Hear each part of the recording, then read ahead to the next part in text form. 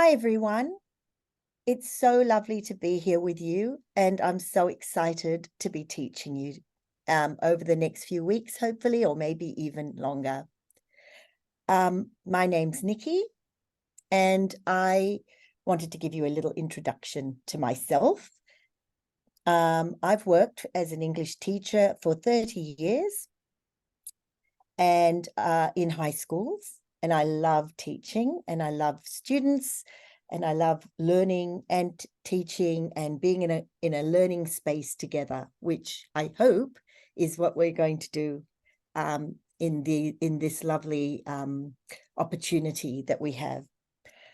I also am a writer, and I particularly love writing stories and poetry. And I know from reading some of your beautiful introductions to yourself that a lot of you love reading and writing and are also interested in some of those creative pursuits.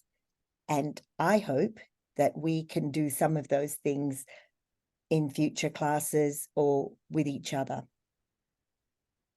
I also know that there are some wonderful traditions of writing in Dari and Urdu, and those would translate beautifully into English. And I think we can do some exciting things with that. But to start with, our first sort of area of study, if you will, is a unit called Staying Safe Online. Now, this is because I think things have changed so much in our world, and now we find ourselves so often in an online space, in a virtual space. When I was young, we didn't have that space, so we had to stay safe in physical spaces. But now we have this new online space, and of course, we are studying online. So it's really important that we start with this area of study, staying safe online. And I am sure that a lot of you will have many ideas, many more ideas than me, because you are younger and you have been on screens and you have been online a lot longer for most of your life, whereas I have only been in this space for some of my life. Anyway, I thought I'd start with a little story about me and my online experience. And it's a bit of a frightening story, but I think this is where we're starting today, because when we're talking about staying safe, we're talking about staying protected.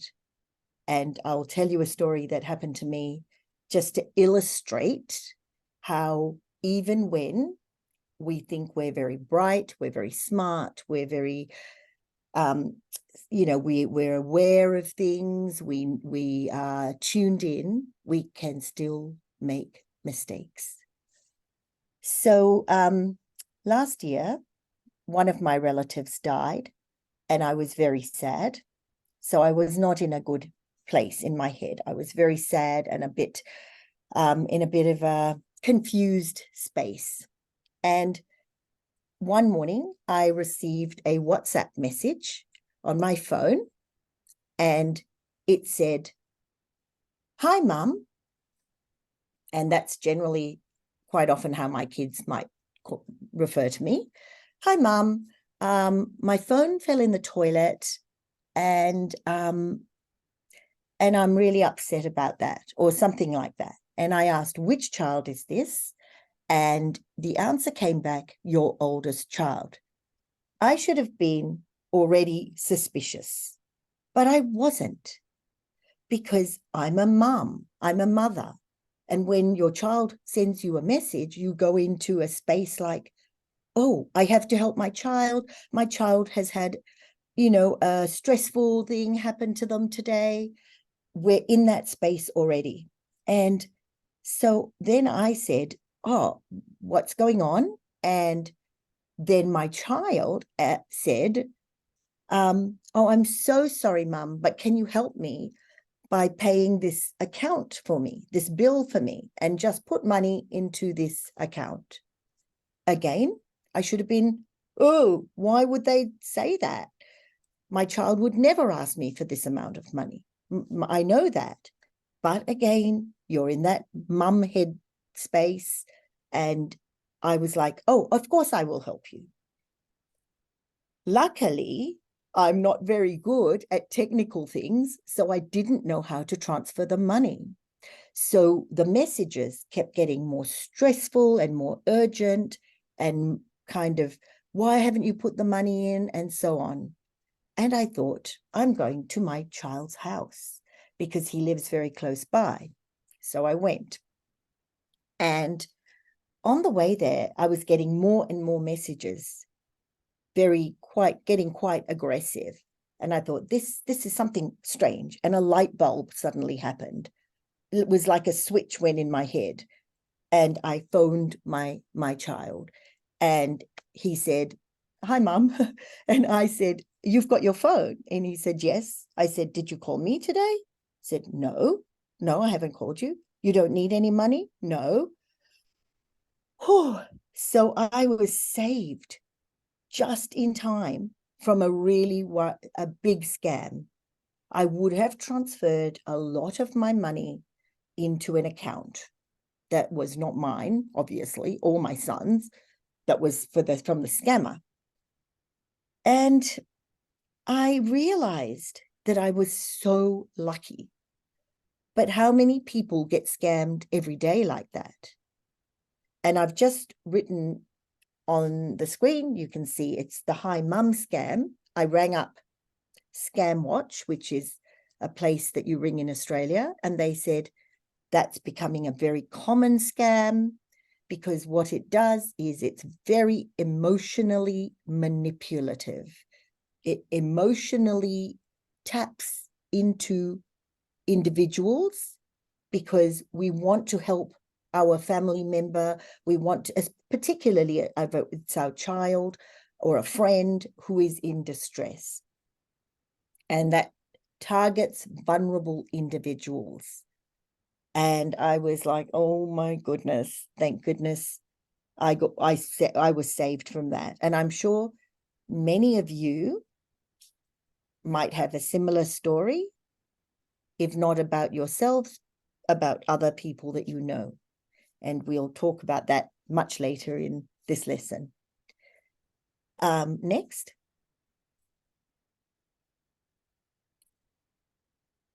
So I guess where we're going to start now is with a bit of English, a little bit of language, which is always my favorite thing, to unpack words.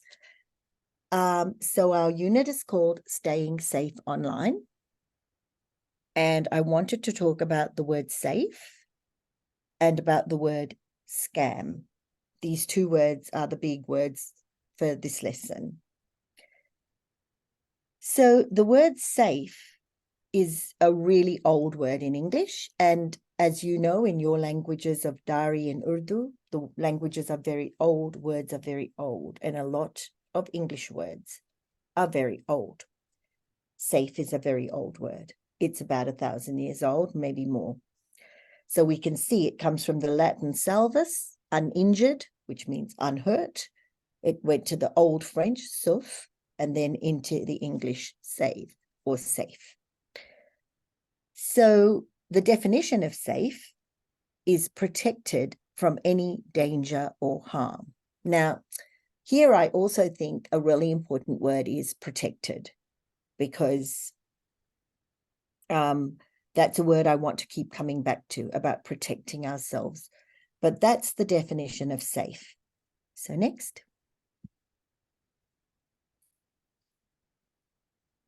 I want to move now to the word scam, which I think all of you will know. It's a very common word. It's a very used word. We hear it all over the world.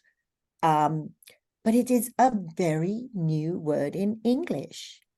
You know, if you look in paper dictionaries, English paper dictionaries, the Oxford Dictionary, Collins, and so on, you will not find the word scam.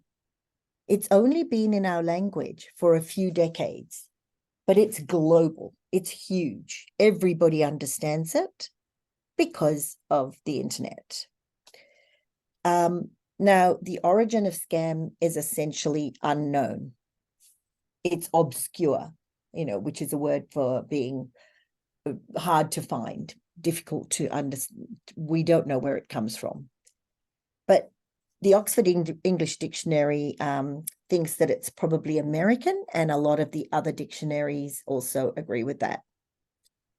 So the first recorded quotations, according to the Oxford English Dictionary, are from about 1963. I've seen some that are like in the late 50s. I think some claims are made, but it's very, very recent, well within my lifetime. And, I'm old, but I'm not that old. So it's a recent word. Next. Now, I wanted to just talk a little bit about the word scam because it can be used as a noun and it can also be used as a verb. So we have a scam, I was caught by a scam, or that company or that individual planned a scam. Also, it's a verb, to scam. And we also have a scammer, which is the person who does the scam. So a couple of example sentences. She was the victim of an insurance scam. We see there it's a noun. It's got the article in front of it. And the company scammed hundreds of people out of their life savings. We see it's a verb, a past tense verb, scammed. Of course, scam could be any form of verb, scamming, scams, any form of the verb, but it can be used in these two ways in English. Next. So I had to look up definition of the word scam, and I'm thinking the paper dictionaries don't have it, so off I go online, and online dictionaries, of course, have it.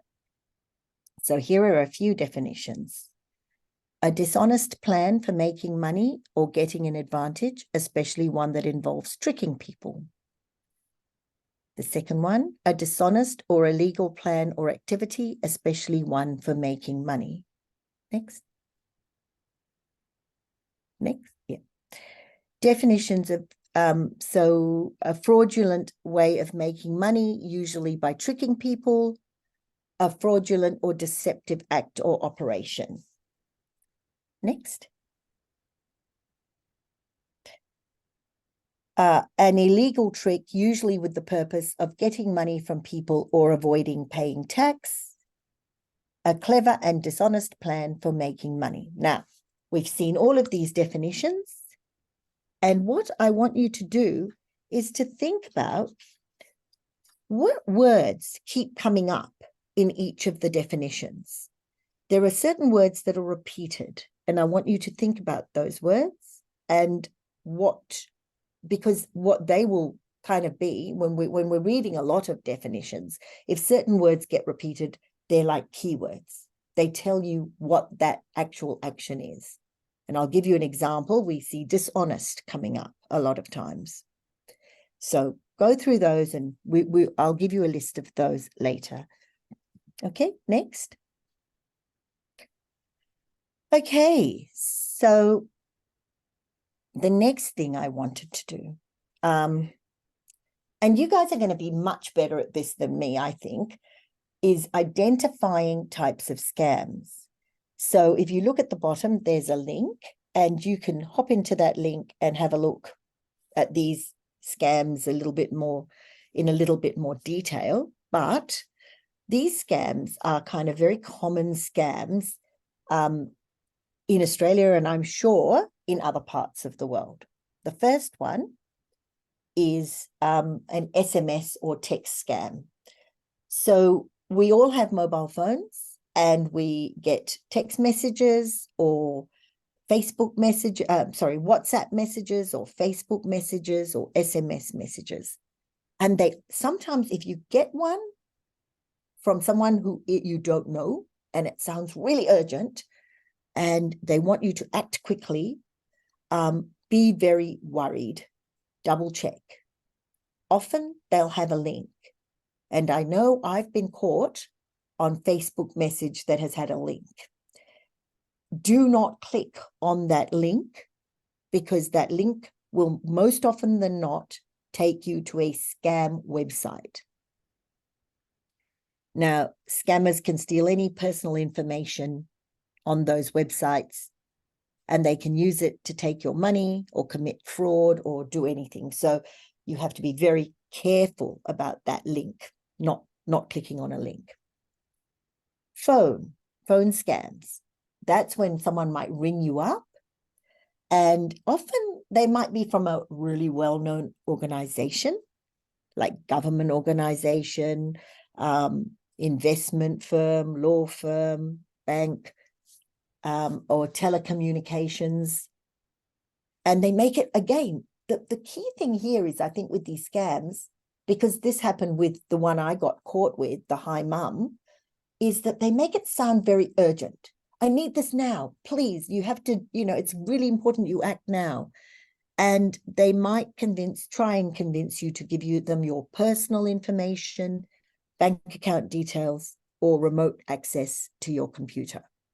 Do not, of course, do any of those things. The next one is email scams. Again, urgent emails, often from the government or a law enforcement agency, saying, and they use the same logo and a similar email address, so that you can't see it. So well done. And a friend of mine has told me that, she got one from PayPal. It looked so real that, you feel like you have to follow up. Usually they say, we're taking so much money from your account if you don't call us. Another friend of mine got one from McAfee, the computer security company. Again, she was saying that it was taking money from her account. So we need to really be aware. Email scams can be very, very real. They look like the real thing.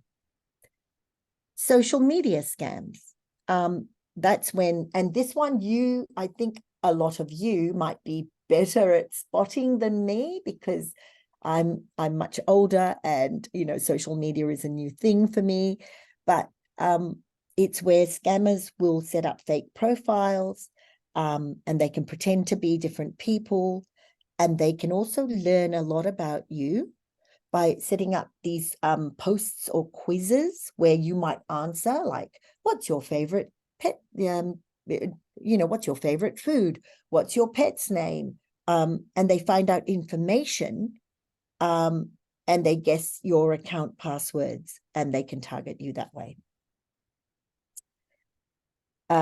Threat and extortion. That's another one that's very worrying, because they can pretend to be from an organization, and then they claim you need to pay money.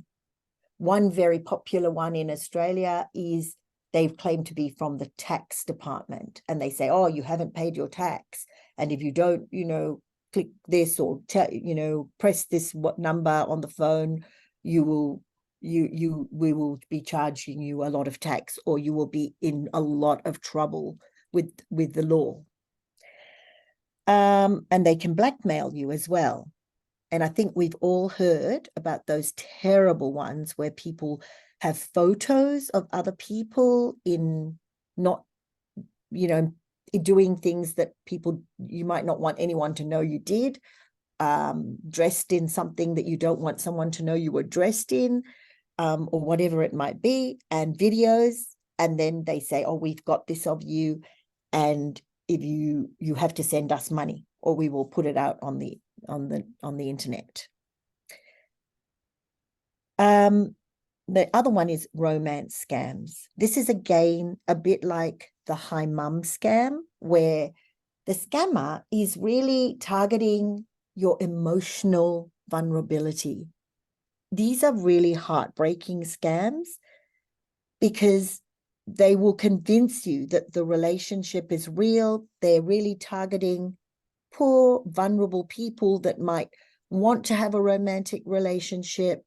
And they convince that person that the relationship is real and then manipulate that person to give them money.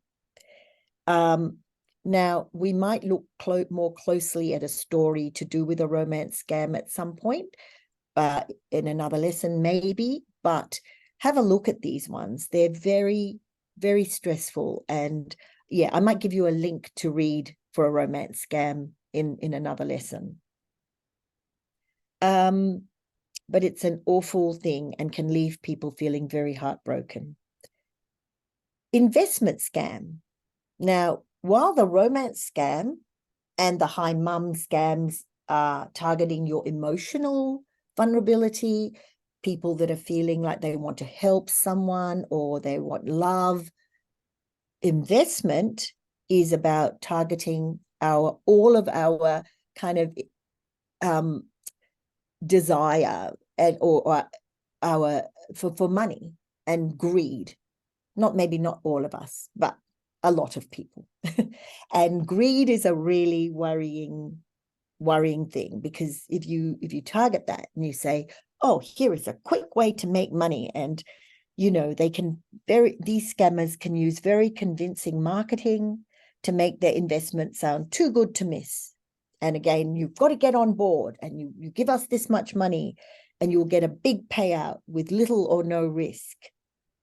And they often use pressure tactics against, again, that urgency to act fast, to get the target to act fast so they can steal your money.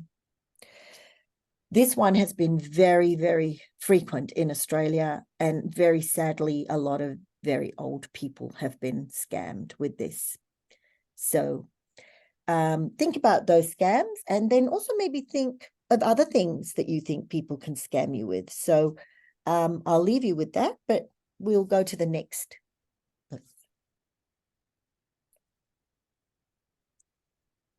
Okay, so here is a little thought about protecting yourself from scams. So while we know the scams, we're aware, and even I knew those scams, some of those, like I knew that scammers were out there, I was almost caught in a scam. So we need to think of ways and be always on guard to protect ourselves from scams. Because, when I gave you that first definition of being safe, and I said, to be safe is to be protected from any danger or harm. Wouldn't it be marvelous if we didn't have to constantly feel like we need to protect ourselves, that we were protected? But we're not. We're not protected. And I think the reality is online that we have to protect ourselves. No one else is going to really be a complete protection. No one else is going to offer complete protection to us. So protecting yourself from scams. So here are some common signs of scams. This amazing opportunity to make or save money, which is targeting greed. The message contains links or attachments. Do not press those. Do not touch those links. They ask you to pay in an unusual, specific way. And that actually happened to me with the Hey Mum. It was a weird account. I was in that vulnerable, confused headspace where I was thinking, oh, I need to help my son, my child. But you go, like, why am I being asked to pay into this weird, unusual, specific, kind of account? And then the next one is you feel pressured to act quickly, and also someone you haven't met needs your help. These are the signs of a scam. The pressured one is a big one. They really push you push you to feel like it is urgent, that you are pressured, that you have to do it fast. And there's also the one which is, if you don't know the person, don't help the person. That's my view. Unless it's someone that you've really connected with in some way, or you're doing it through an organization, a proper way, but someone you haven't met just contacts you, don't link up with them. Again, there's a link down the bottom that you can link, in your own time, have a look at, and just, go into a bit more language around all of this. Okay, next. Oh, a little bit more on protecting. So don't give money or personal information to anyone that you're unsure about. Yes, that seems very, very easy, doesn't it? It seems like, why would I do that? That would be such a stupid thing to do.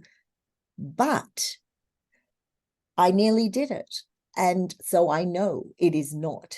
It is very easy to be targeted and almost do this. And very, very smart friends of mine have been almost caught. And one friend was caught, actually. So, the other one is ask yourself, could the message be fake? You always have to look at that message and go, oh, is this for real? Why would they contact me? And the other one is act quickly if something feels wrong. Now, I don't know how you would act quickly in your countries, but in Australia, we would contact the police, we would contact Scamwatch. There are lots of places, but you would need to work out what you would do if that happened. But hopefully we will protect ourselves and we won't have that happen. So those three things are very important as well. Next. Okay. So look, I thought, because I don't know you well yet, and I've only just looked a little bit at your profiles today and your introductions, which have been amazing. And I'm so excited to read those in more detail and maybe address things more directly to things you might be interested as well. But I thought what we could do for this week's exercises and things for you to do as kind of homework,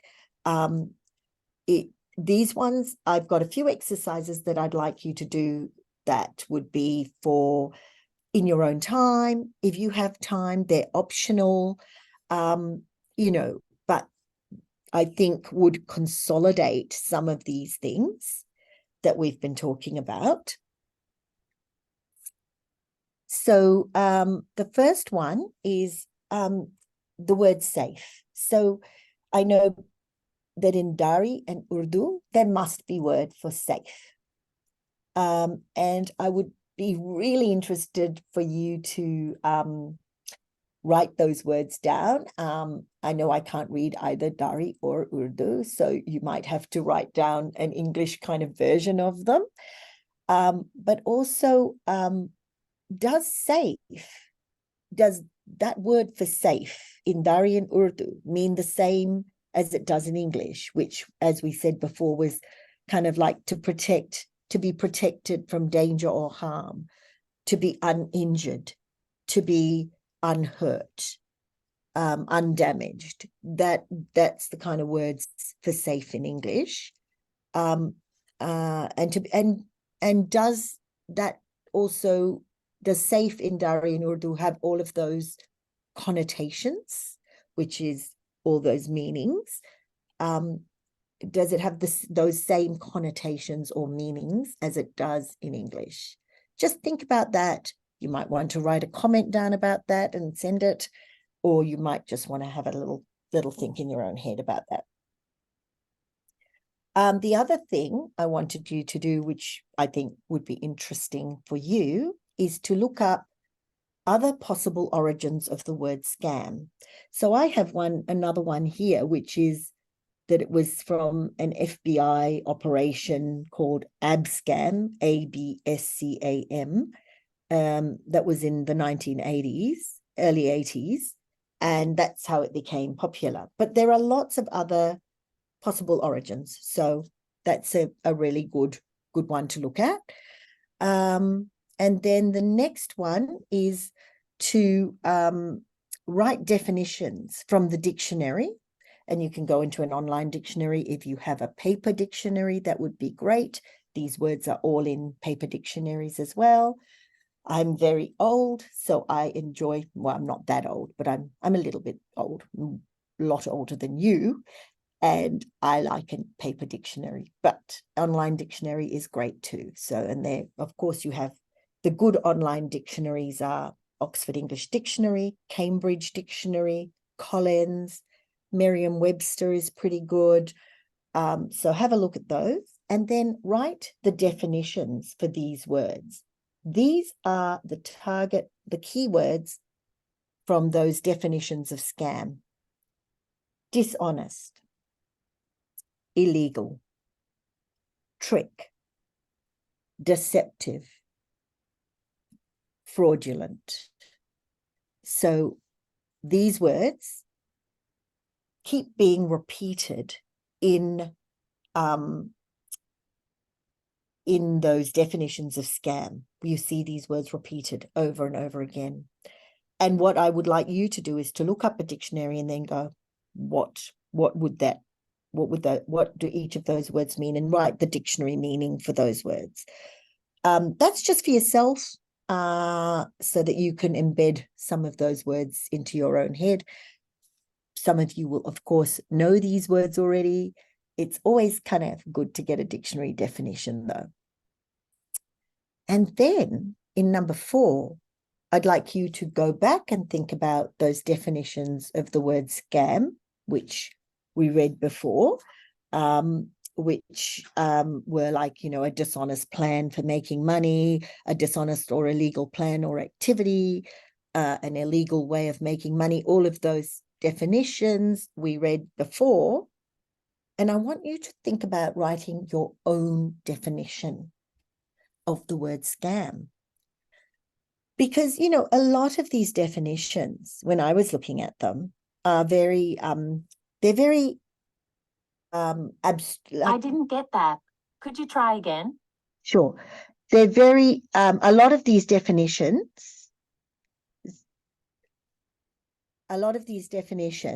that we've read before are very they're very clear cut, but they don't include that reference to the emotional or the vulnerable. So maybe think about your own definition of the word scam and write it for me in English if you have time.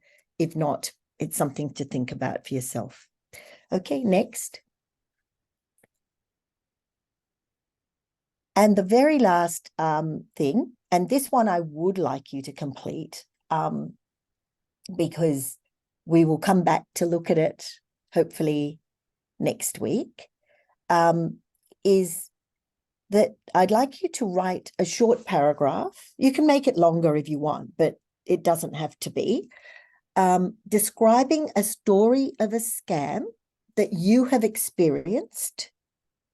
So it could be something you've experienced yourself, or you've heard about it from somebody else. So I want you to write that down, write down that story.